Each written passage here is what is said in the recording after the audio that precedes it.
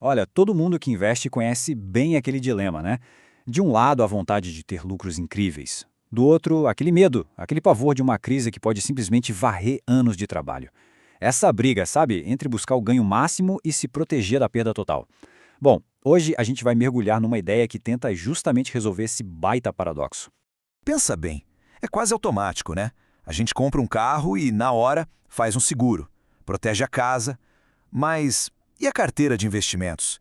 Que vamos combinar, muitas vezes vale bem mais que o carro. Por que será que essa lógica de proteção parece tão estranha quando a gente fala de dinheiro? Essa é a pergunta que meio que obriga a gente a repensar o que é risco de verdade no mundo financeiro. E olha, essa frustração é muito real. Quem nunca sentiu isso? O mercado vai e volta e lá no fundo sempre tem aquele receio de um evento totalmente inesperado. O famoso cisne negro, né? Aquele termo que o Nassim Taleb cunhou. É aquele tipo de coisa rara, mas que quando acontece tem um impacto devastador. Pode apagar anos de ganhos em questão de dias. E o pior é que a história já provou várias vezes que esse medo não é coisa de maluco, não. Ele é totalmente justificado. Mas e se o problema não for o mercado em si? E se o problema for a forma como a gente aprendeu a medir o risco?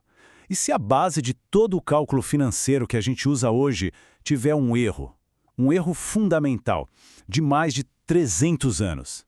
É exatamente isso que a gente vai investigar agora. Que erro é esse e como ele bagunça totalmente as nossas decisões?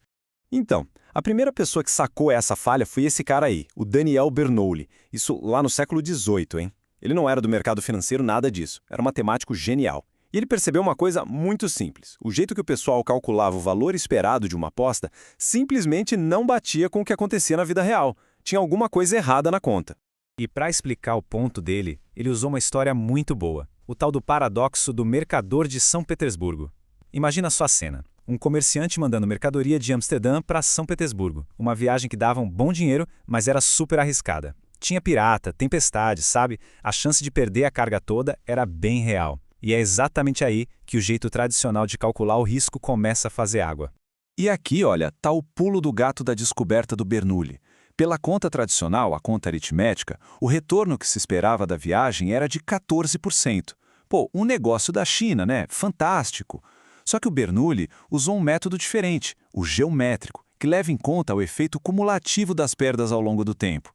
E o resultado cai para 9,8%. E essa diferença, gente, não é só um detalhezinho técnico, não. Ela muda completamente a decisão.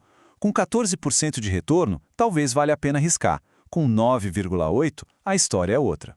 Mas por que essa diferença é tão gigantesca? Essa tabela aqui mostra o motivo de um jeito que não tem como não entender. É o seguinte, uma perda não é o espelho de um ganho. Pensa comigo, se uma carteira de investimentos cai 50%, não adianta ela subir 50% para voltar para o 0 a 0. Não, ela precisa subir 100%. Se a perda for de 70%, precisa de um ganho de mais de 230% só para empatar. As perdas grandes são matematicamente devastadoras. E a conta simples, a aritmética, simplesmente finge que isso não existe. E aí vem a grande virada da história. O tal mercador, ele tinha a opção de pagar um seguro para a carga dele. Pela lógica tradicional, o que é o seguro? É um custo, né? Uma coisa que diminui o lucro. Mas, pela ótica correta, a do Bernoulli, o seguro fazia uma mágica. Ele transformava aquele retorno incerto e, na real menor, num retorno garantido e superior. Ou seja, o seguro não era um custo. Pasmem, era a decisão mais lucrativa de todas. Essa lógica tem 300 anos, mas, impressionantemente, ela é super atual. A grande questão é, mas como que a gente aplica essa ideia hoje?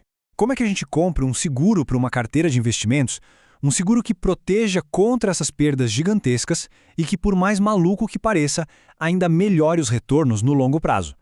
Pois é, no mercado financeiro esse seguro existe, e ele tem nome, é a opção de venda, ou como o pessoal chama, put. E o funcionamento é idêntico ao seguro de um carro. Pensa só, a gente paga um prêmio, um valor pequeno, para ter o direito de vender as ações por um preço que já foi combinado antes, não importa o quanto o mercado caia. Se o mercado desabar, o seguro é acionado, e ele protege daquela catástrofe.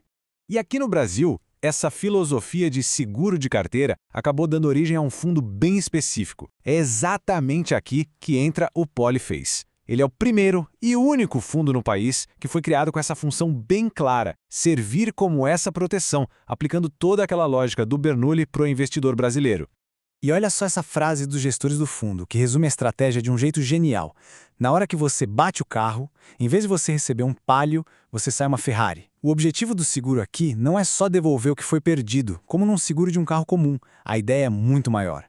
É que numa crise daquelas brabas, o ganho com essa proteção seja tão absurdo, mas tão absurdo, que ele transforme o pior momento do mercado na maior oportunidade de compra.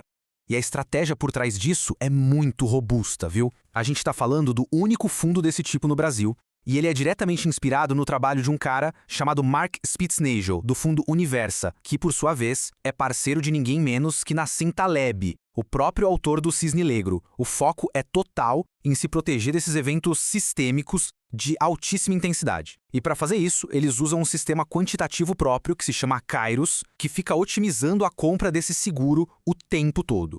E o potencial disso não é só teoria, não. Dá uma olhada nesse número. 3.300%. Isso mesmo, 3.300%.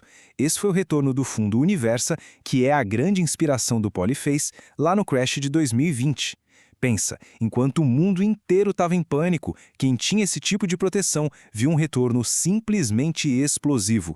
Um retorno capaz de compensar qualquer outra perda na carteira e ainda por cima gerar um lucro absurdo. Olha, entender essa lógica muda completamente o jogo para quem investe. A volatilidade, sabe aquela coisa que todo mundo tem medo? Ela deixa de ser só um inimigo que a gente tem que evitar a todo custo. Ela passa a ser uma condição do mercado que, se a gente tiver a proteção certa, dá para navegar e, mais do que isso, dá para capitalizar em cima. A crise, de fato, se transforma em oportunidade. A lógica toda, então, se inverte. Fica de ponta cabeça. Primeiro, vem a proteção contra as perdas gigantes, o que a gente viu que é essencial matematicamente. Com essa rede de segurança montada, aí sim fica até possível aumentar a exposição ao risco em outras partes da carteira, e com muito mais tranquilidade. E aí, finalmente, quando a crise, que uma hora ou outra sempre chega, aparece, ela vira o principal evento para gerar retorno. É impressionante. E para fechar, fica aqui essa reflexão. O medo de uma crise paralisa a maior parte das pessoas. É normal. Mas e se, com a estrutura certa, com essa mentalidade de se segurar contra esse risco extremo, essa mesmíssima crise pudesse ser o grande evento que redefine uma carteira de investimentos para sempre? E se a próxima crise fosse a maior oportunidade de todas? É, sem dúvida, um jeito completamente diferente de olhar para o futuro do mercado.